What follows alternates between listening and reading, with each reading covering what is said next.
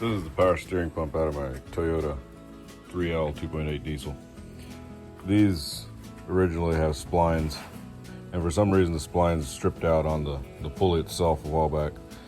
And of course then the pulley just freewheeling on the shaft. That doesn't make for very good power steering. So at a local machine shop, add some meat on here and add a key.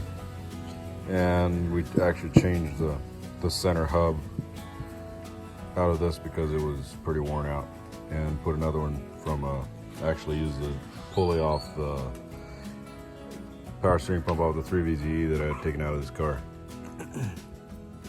Well, that lasted for several days. The machine shop didn't do a very good job. I think it was a little bit of a sloppy fit, and it stripped out again.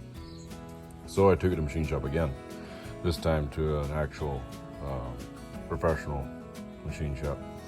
And they redid this shaft and made this beautiful cone with a key. Here's the key. And they had to reconstruct the interior of this too because it was pretty much wallowed out. So gotta slam that together and throw it back in the car.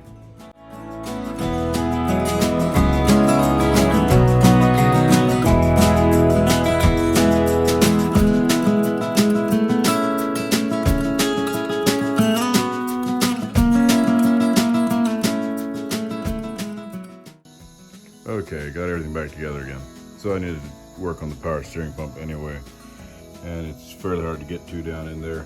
So I needed to take the radiator off, do some work on that. I had a leak.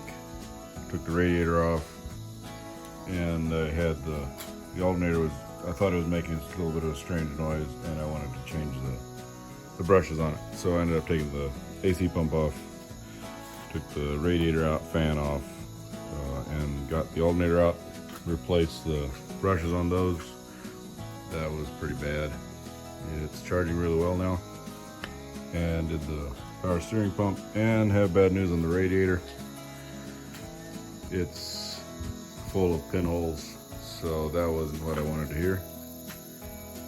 And so I added a stop leak for now, and I'm gonna start looking for a new radiator, I guess. So everything's back together. Everything should be good for a while till it's time to change the radiator again. Hey guys, thanks for watching. Catch you next time.